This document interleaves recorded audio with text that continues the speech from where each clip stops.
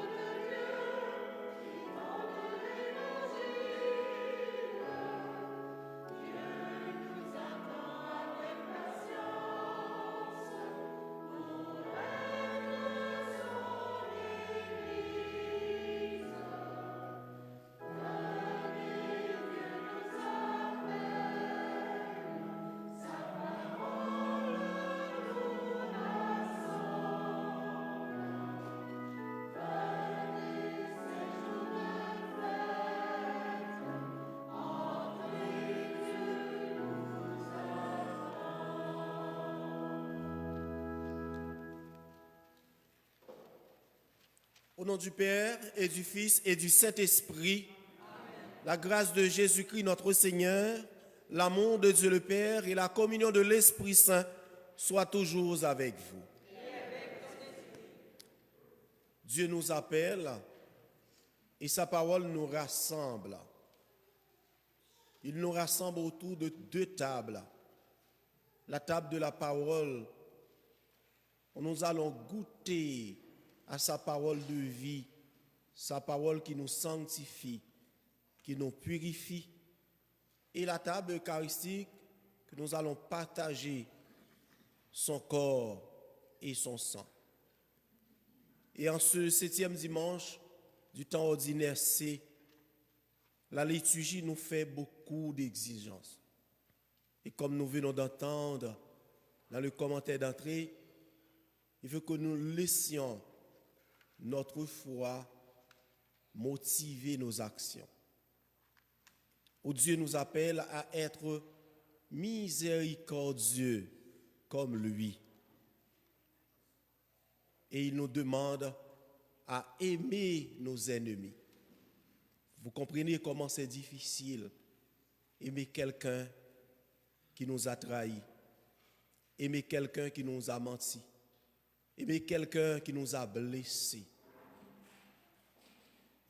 En dépit de tout, Dieu nous invite à un dépassement. C'est comme l'exigence qu'il a fait à ses disciples au chapitre 25 de l'évangile de Saint Matthieu, où il demande à ses disciples et à nous aujourd'hui en particulier, si notre justice ne dépasse pas celle des scribes et des pharisiens, nous n'entrerons pas dans le royaume des cieux. Aujourd'hui, il nous demande si notre amour ne dépasse pas celle des scribes et des pharisiens.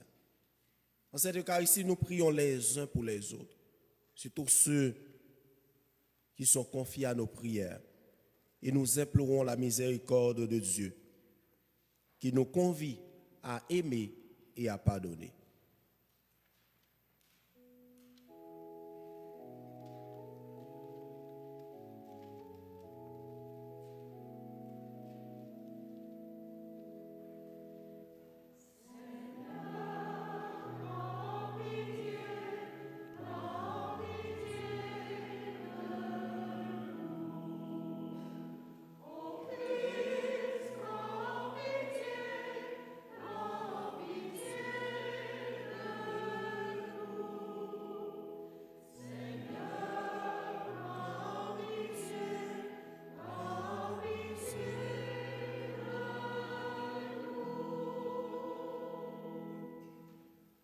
Et que Dieu Tout-Puissant nous fasse miséricorde, qu'il nous pardonne nos péchés et nous conduise à la vie éternelle.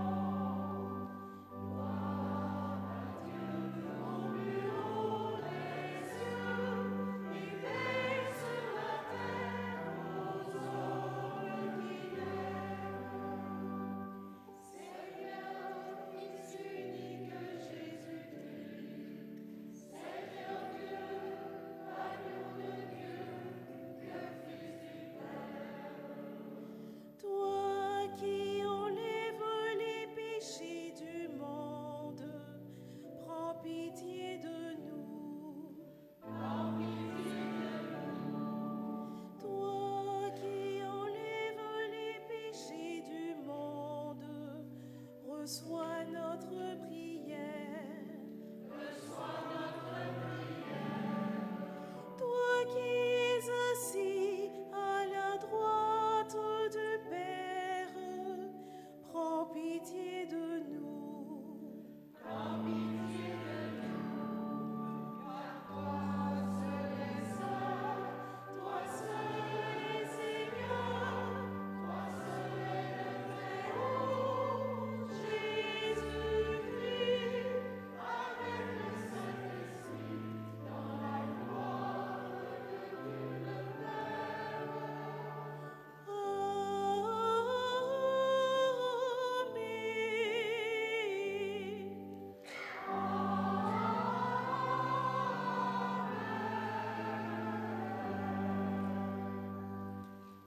Prions le Seigneur, Dieu Tout-Puissant. Nous t'en prions, accorde-nous de conformer à ta volonté nos paroles et nos actes, dans une inlassable recherche des biens spirituels.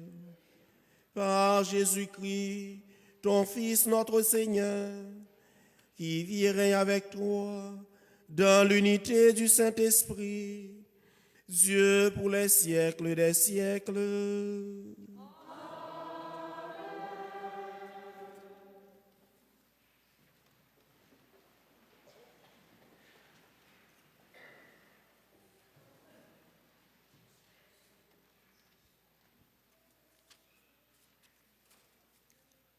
Première lecture. Lecture du premier livre de Samuel, le chapitre 26. En ces jours-là, Saül se mit en route, il descendit vers le désert de Ziph, avec 3000 hommes, l'élite d'Israël, pour y traquer David.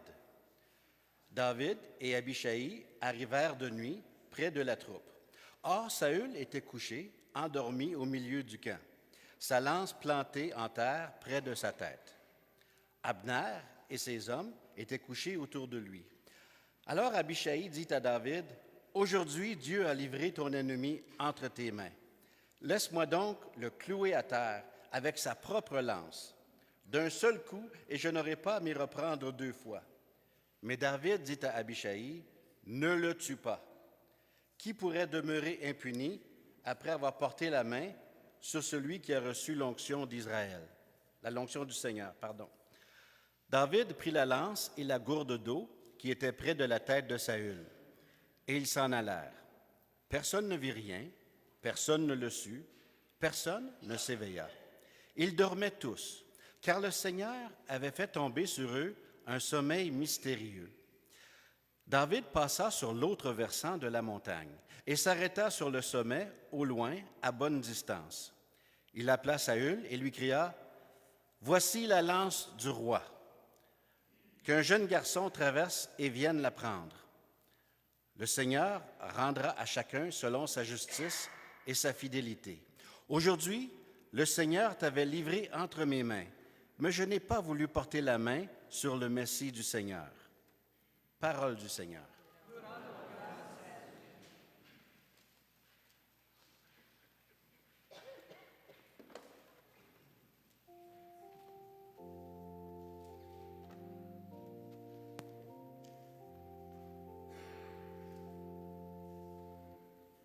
Le Seigneur est tendresse et pitié.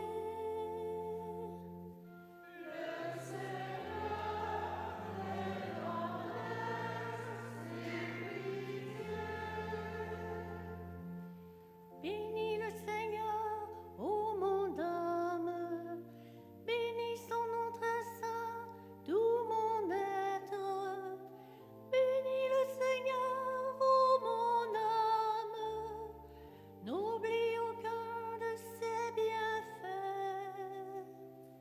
Le Seigneur est tendresse et pitié,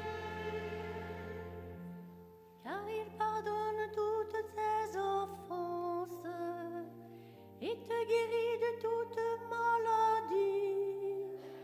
Il réclame ta vie à la tombe et te couronne d'amour et de tendresse. Le Seigneur est tendresse et pitié. Le Seigneur est tendresse et pitié, lent à la colère et plein d'amour.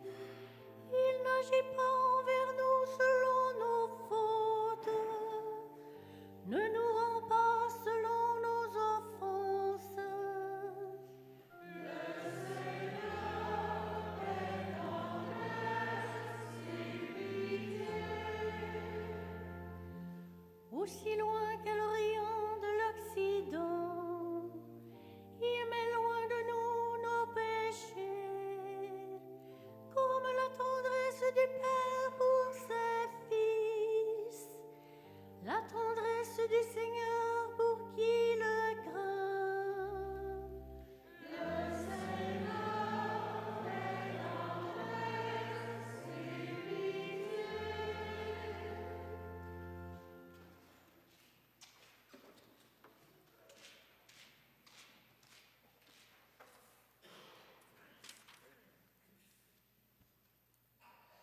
Lecture de la première lettre de Saint Paul apôtre aux Corinthiens. Frères, l'Écriture dit, « Le premier homme, Adam, devint un être vivant. Le dernier Adam, le Christ, est devenu l'être spirituel qui donne la vie. Ce qui vient d'abord, ce n'est pas le spirituel, mais le physique. Ensuite seulement vient le spirituel. Pétri d'argile, le premier homme vint de la terre, le deuxième homme, lui, vient du ciel. Comme Adam est fait d'argile, ainsi les hommes sont faits d'argile. Comme le Christ est du ciel, ainsi les hommes seront du ciel. Et de même que nous aurons été à l'image de celui qui est fait d'argile, de même nous serons à l'image de celui qui vient du ciel. Parole du Seigneur.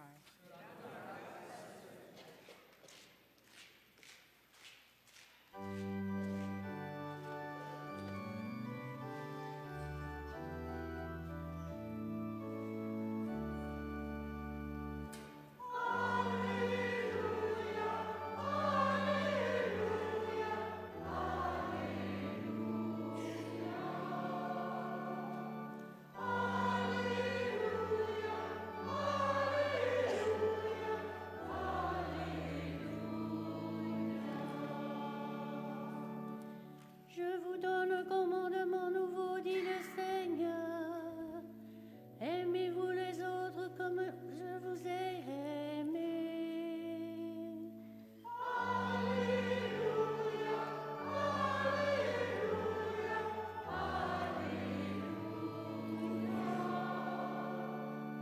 Alléluia,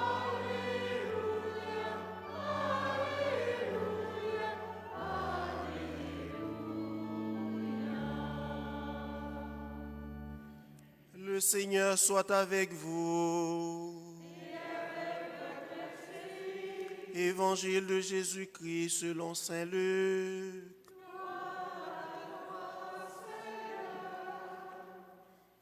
En ce temps-là, Jésus déclarait à ses disciples, « Je vous le dis, à vous qui m'écoutez, aimez vos ennemis, faites du bien à ceux qui vous haïssent, souhaitez du bien à ceux qui vous maudissent, priez pour ceux qui vous calomnient.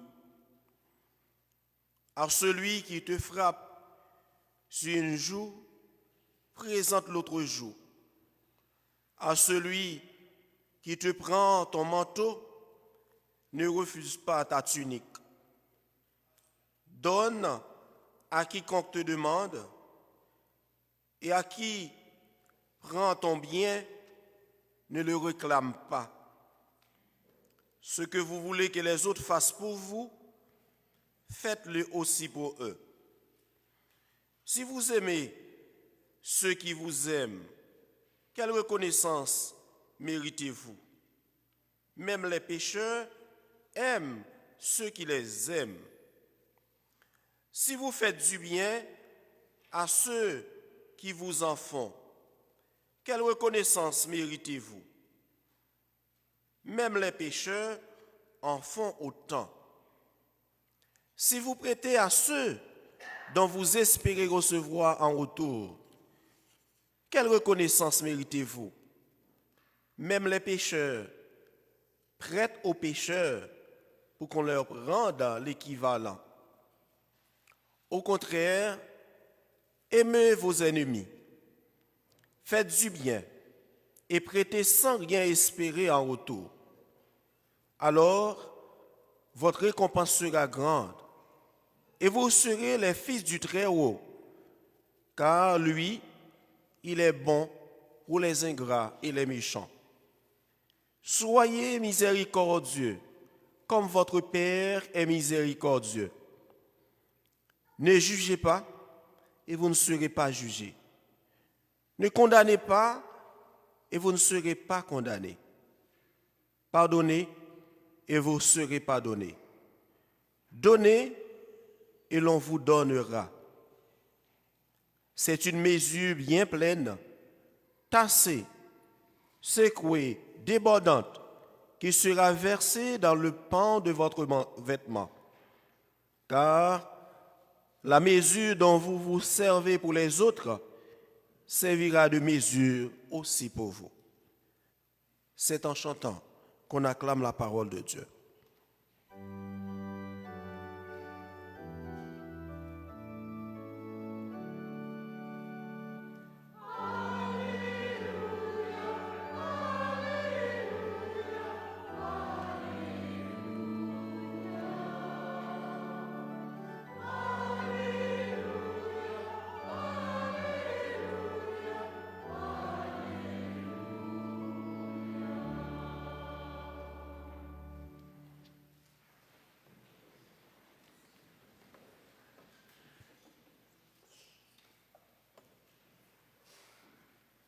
aimez vos ennemis et priez pour ceux qui vous maudissent, pour ceux qui ne vous aiment pas, pour ceux qui nous maudissent, pour ceux qui ne nous aiment pas. Comme je vous ai dit à la monition d'entrée, Jésus nous a fait en ce dimanche beaucoup d'exigences.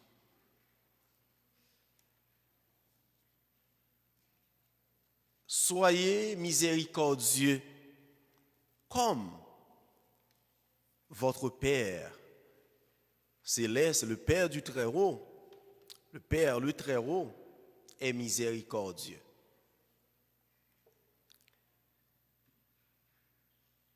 Face, si vous voulez, frères et sœurs, aux violences, à la haine, à la méchanceté gratuite,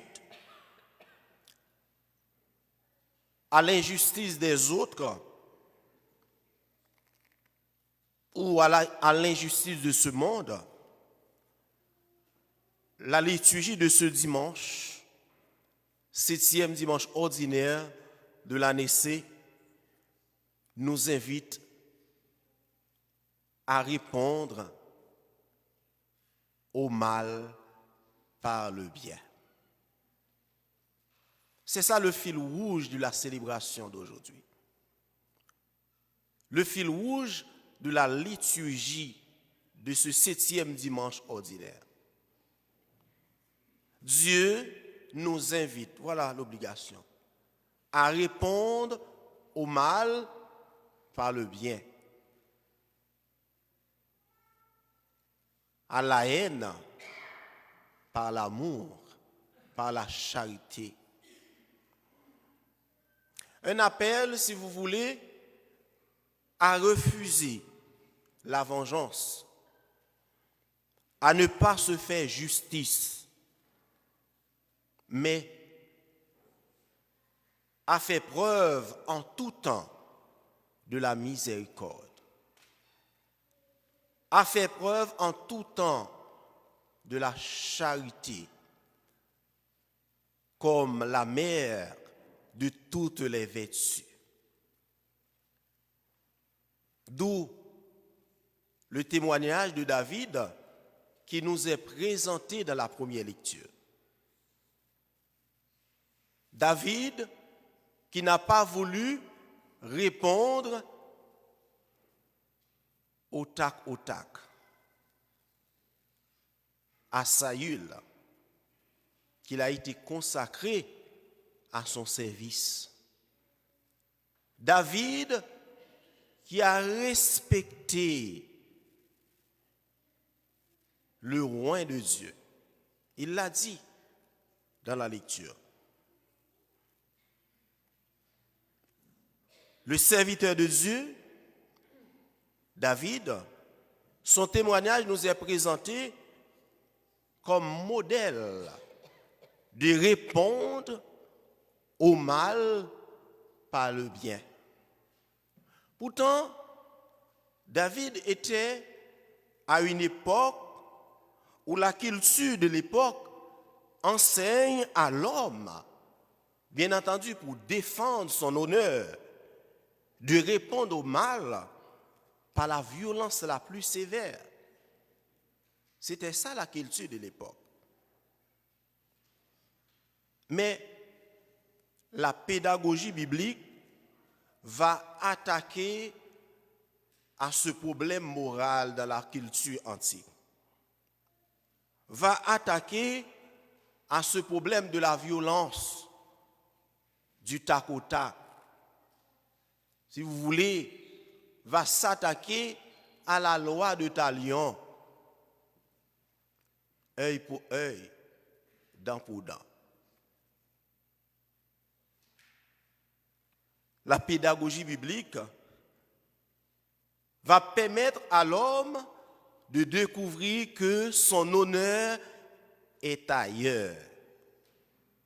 Son honneur n'est pas dans la vengeance, n'est pas dans la loi de talion, n'est pas dans la réciprocité de la méchanceté. Bien que c'était une difficulté majeure à cette époque. L'homme qui accepte de ne pas se venger à cette époque-là croit perdre son honneur. C'est ce qu'on a enseigné. La pédagogie hébraïque ou la pédagogie biblique va permettre à l'homme de découvrir que son véritable bonheur, notre véritable bonheur est ailleurs. Il consiste justement à ressembler à Dieu qui est bon, comme nous dit Jésus dans l'Évangile, et pour les ingrats et pour les méchants. L'enseignement de la liturgie de ce dimanche, frères et sœurs, est vraiment en parfaite cohérence à la volonté de Dieu. Ce n'est pas un enseignement contraire, parce que toute la Bible est un récit qui nous révèle le visage de la miséricorde de Dieu pour nous. Toute la Bible est un enseignement qui nous révèle que Dieu est miséricorde. Le Dieu qui nous aime. Dieu qui nous a créés à sa ressemblance et qui nous appelle en tout temps à être miséricordieux comme lui. C'est ce qu'il a enseigné à son peuple, à Israël, dans le livre de Lévitique, au chapitre 19. Soyez parfaits, car moi, votre Dieu, je suis parfait. Et dans la loi de la Nouvelle Alliance, Jésus vient nous révéler ce visage de la miséricorde de Dieu en Matthieu, chapitre 5, le verset 48. Il nous appelle aussi. Et c'est ça, la vocation universelle de l'homme. Notre vocation universelle, Jésus nous a révélé en Matthieu 5, verset 48. Soyez parfaits comme votre Père céleste est parfait. Et aujourd'hui encore, c'est une autre manière qu'il nous appelle à être miséricordieux. C'est encore un appel à notre vocation. Et cet amour ne doit pas, l'amour dont Jésus nous parle de l'Évangile, à aimer nos ennemis, à prier pour ceux qui nous haïssent ou qui nous maudissent, à pardonner à ceux et celles qui nous font du mal. Cet amour est universel. Et cet amour ne doit pas se limiter, si vous voulez, à un siècle, à une classe ethnique, à un cercle restreint de personnes, à nos proches ou à ceux que nous acceptons par charité. Mais cet amour dont nous parle Jésus dans l'évangile d'aujourd'hui, il doit s'étendre à tous. Ce n'est pas facile, comme je vous ai dit à la monition d'entrée. Y compris à nos ennemis. Cet amour doit s'étendre, y compris à ceux qui nous haïssent, ceux qui nous ont menti, ceux qui nous ont trompés, ceux qui nous font du mal. Dieu nous appelle aujourd'hui à les aimer et à prier pour eux. Car aimer, ce n'est pas seulement s'abstenir de faire du tort,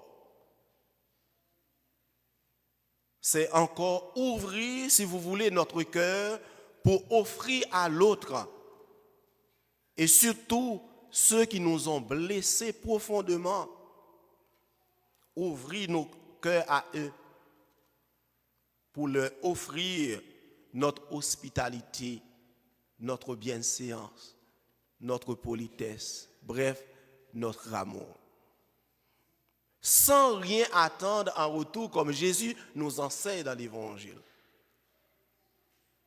Ce n'est pas une interprétation de l'abbé Jean Aulens, c'est Jésus qui nous invite ainsi. C'est Jésus qui nous appelle à aimer. Moi, j'appelle cette exhortation comme un dépassement. Si vous vous rappelez l'enseignement de Jésus en Matthieu 25, où il appelle ses disciples en disant, si votre justice ne dépasse pas celle des scribes et des pharisiens, vous n'entrerez pas dans les royaumes des cieux. Aujourd'hui, il nous dit, eh bien, si notre amour ne dépasse pas celle des scribes et des pharisiens, nous n'entrerons pas dans les royaumes des cieux. Cet amour auquel nous invite Jésus, frères et sœurs, n'est pas le sentiment qui fait battre nos cœurs. Ce n'est pas l'amour éros,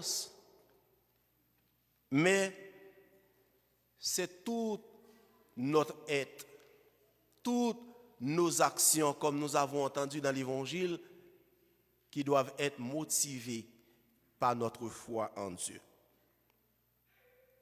Aimer nos ennemis, c'est prier pour eux, comme Jésus nous dit. Prier pour ceux et celles que nous avons du mal à aimer encore après les blessures du passé. Demandons à Dieu en cette Eucharistie la grâce de pouvoir répondre à ces exigences. Seuls, nous ne pouvons pas. Mais par sa grâce, par son amour, par sa bénédiction, par son aide, nous y arrivons.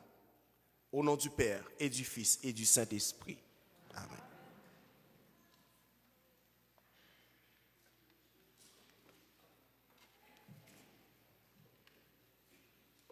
Et maintenant, proclamons notre foi en ce Dieu qui nous appelle à ce grand dépassement dans l'amour. Je crois en Dieu, le Père Tout-Puissant.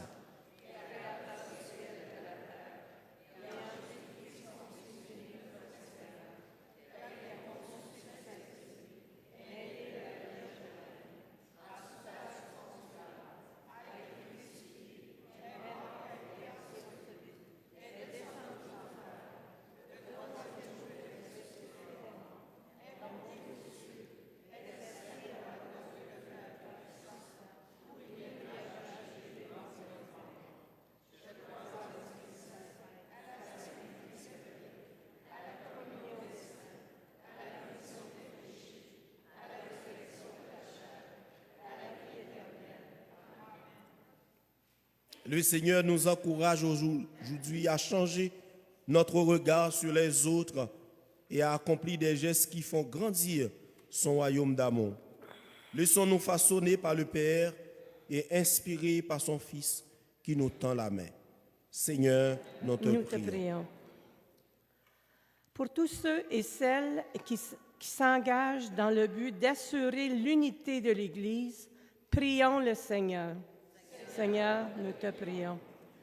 Pour les gens qui vivent en zone de conflit et qui cherchent des voies pour rétablir la paix, prions le Seigneur. Nous te prions. Pour le personnel hospitalier qui soigne les victimes de violences, prions le Seigneur. Nous te prions. Pour les personnes dont le cœur est rempli de haine et pour celles qui s'efforcent de pardonner, prions le Seigneur. Seigneur, nous t'en prions. Pour les membres de notre communauté chrétienne, appelés à aimer toujours davantage au nom de leur foi, prions le Seigneur. Nous te prions. Dieu notre Père, plein de miséricorde et de pardon, fais de nous des artisans et artisanes de paix.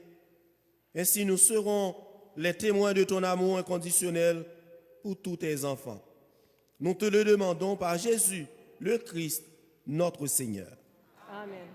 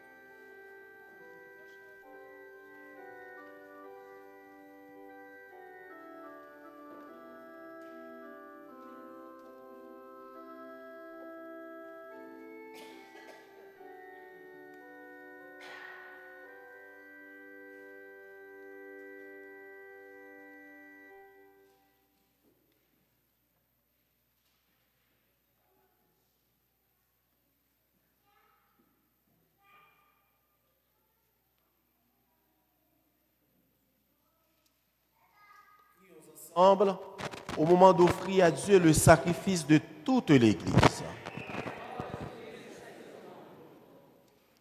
En célébrant tes mystères, Seigneur, pour te servir comme il convient, nous te supplions humblement que les dons offerts pour honorer ta gloire nous fassent progresser vers le salut. Par le Christ notre Seigneur. Le Seigneur soit avec vous. Élevons notre cœur. Rendons grâce au Seigneur notre Dieu.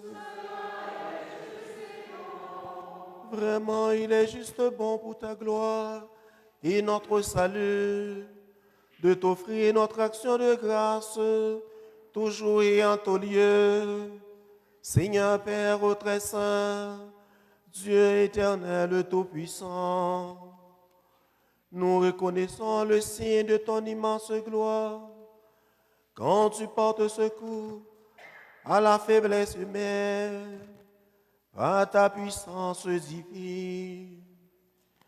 Mais plus encore, quand ton Fils prend notre condition mortelle pour nous guérir de la mort, ainsi tu fais de notre existence périssable un passage vers le salut par le Christ notre Seigneur. Par lui, les anges adorent ta majesté et se réjouissent en ta présence à jamais. À le hymne de louange, laisse-nous joindre nos voix pour chanter et proclamer.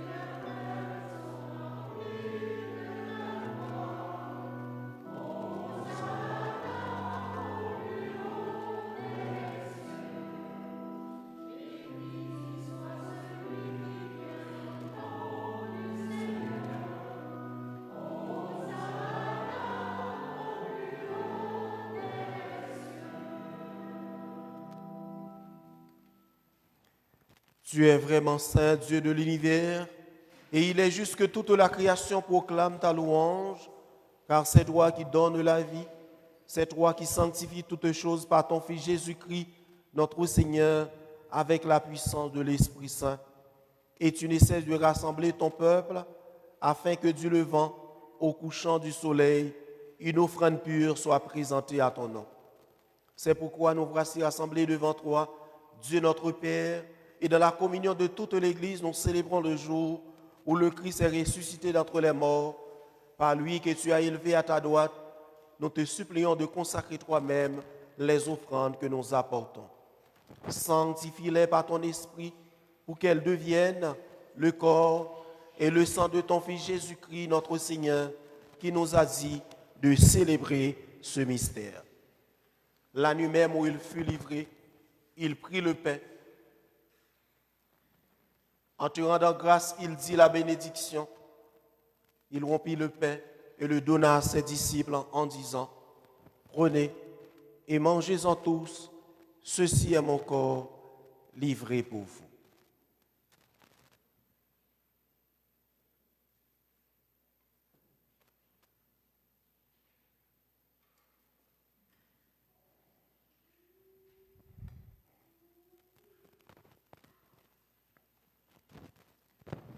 De même, après le repas, il prit la coupe. En te rendant grâce, il dit la bénédiction et donna la coupe à ses disciples en disant, « Prenez et buvez-en tous, car ceci est la coupe de mon sang, le sang de l'alliance nouvelle et éternelle, qui sera versé pour vous et pour la multitude en rémission des péchés. Vous ferez cela en mémoire de moi. »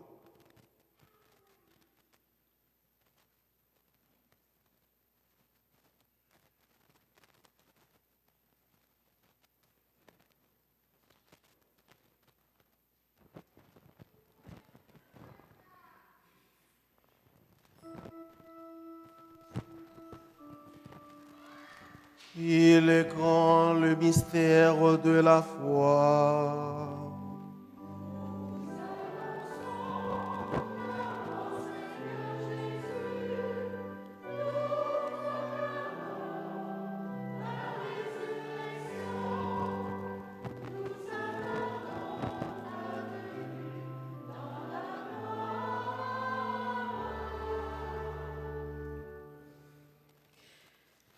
en faisant ainsi mémoire de ton Fils, de sa passion qui nous sauve, de sa glorieuse résurrection et de son ascension dans le ciel. Alors que nous attendons son dernier avènement, nous t'offrons, Seigneur, en action de grâce, ce sacrifice vivant et saint. Regarde, nous t'en prions, l'oblation de ton Église et d'y reconnaître ton Fils qui, selon ta volonté, s'est offert en sacrifice pour nous réconcilier avec toi. Quand nous serons nourris de son corps et de son sang et remplis de l'Esprit Saint, accorde-nous d'être un seul corps et un seul esprit dans le Christ. Que l'Esprit Saint fasse de nous une éternelle offrande à ta gloire, pour que nous obtenions un jour l'héritage promis avec tes élus. En premier lieu, la bienheureuse Vierge Marie, Mère de Dieu, avec Saint Joseph son époux, les bienheureux apôtres, les glorieux martyrs et tous les saints qui n'essaient d'intercéder auprès de toi et nous assurent de ton secours. Et maintenant, nous te supplions, Seigneur, par le sacrifice qui nous réconcilie avec toi, étends au monde entier le salut et la paix. Affermis ton Église en pèlerinage sur la terre, dans la foi et la charité, en union avec ton serviteur, notre pape François, notre archevêque Paul-André, l'ensemble des évêques, les prêtres, les diacres et tout le peuple que tu as racheté. Écoute en ta bonté les prières de ta famille que tu as voulu rassembler devant toi. Tous ceux et celles qui sont confiés à nos prières en ce jour. Dans ta miséricorde, ramène à toi, Père, très aimant, tous tes enfants dispersés. Pour nos frères et sœurs défunts de la famille Labelle, pour Lorraine Vachon, les frères chevaliers Coulon décédés, et tous ceux et celles que nous accompagnons dans la prière des obsèques. Et trouve grâce devant toi, nous te prions. En ta bienveillance, accueille-les dans ton royaume, où nous espérons être comblés de ta gloire, tous ensemble et pour l'éternité, par le Christ notre Seigneur, par qui tu donnes au monde toute grâce et tout bien. En lui, avec lui et en lui, à toi, Dieu le Père Tout-Puissant, dans l'unité du Saint-Esprit, tout honneur et toute gloire pour les siècles des siècles.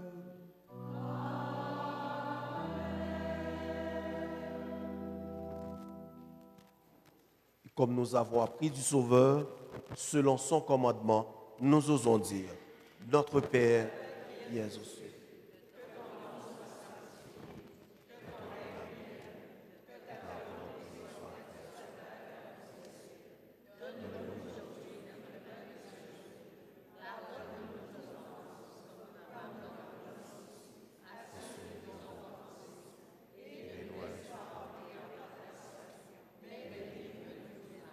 Délivre-nous de tout mal, Seigneur, et donne la paix à notre temps. Soutenus par ta miséricorde, nous serons libérés de tout péché. À l'abri de toute épreuve, nous qui attendons que se réalise cette bienheureuse espérance, l'avènement de Jésus-Christ, notre Sauveur.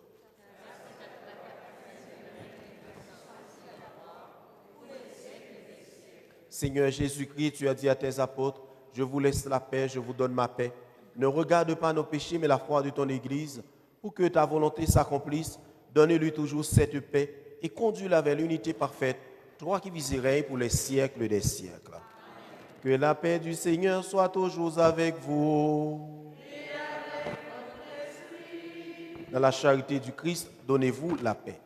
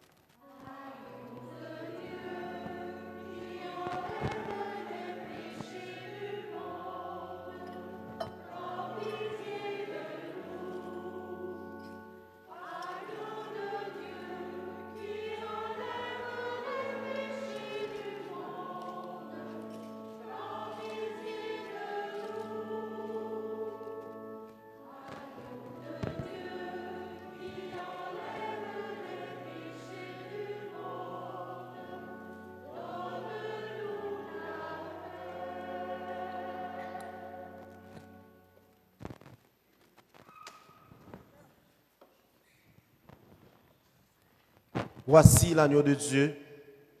Voici celui qui enlève les péchés du monde. Heureuses et heureux les invités au repas des noces de l'agneau. Seigneur, je ne suis pas digne de te recevoir, mais dis seulement une parole. Que le corps et le sang du Christ nous gardent pour la vie éternelle.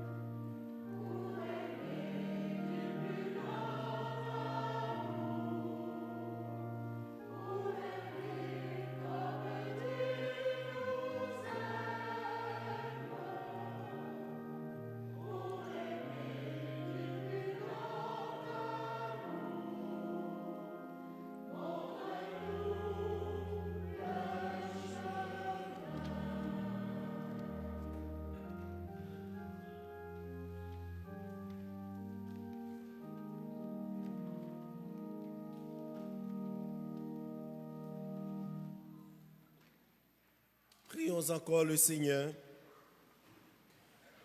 Nous t'en prions, Dieu Tout-Puissant, donne-nous de recueillir tous les fruits du salut, dont ces mystères sont déjà la promesse et le gage. Par le Christ, notre Seigneur.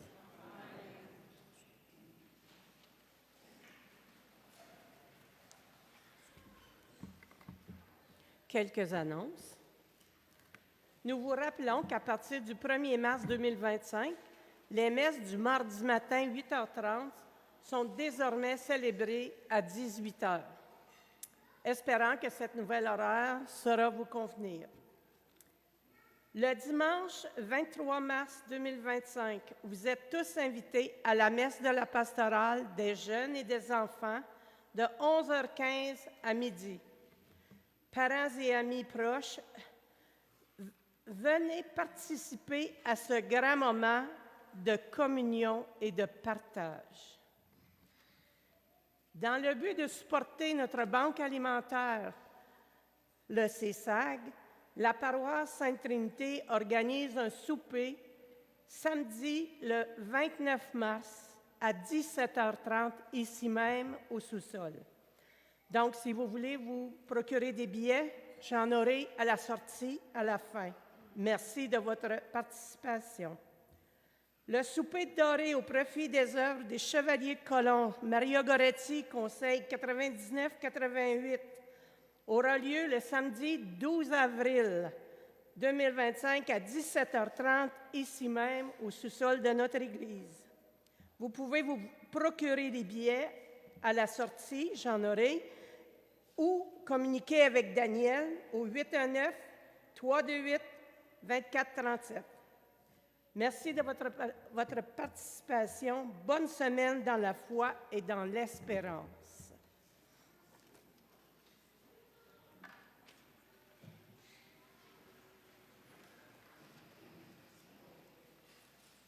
Le Seigneur soit avec vous et que Dieu Tout-Puissant vous bénisse, le Père, le Fils et le Saint-Esprit. Allez dans la paix du Christ. Bon dimanche et bonne semaine à vous.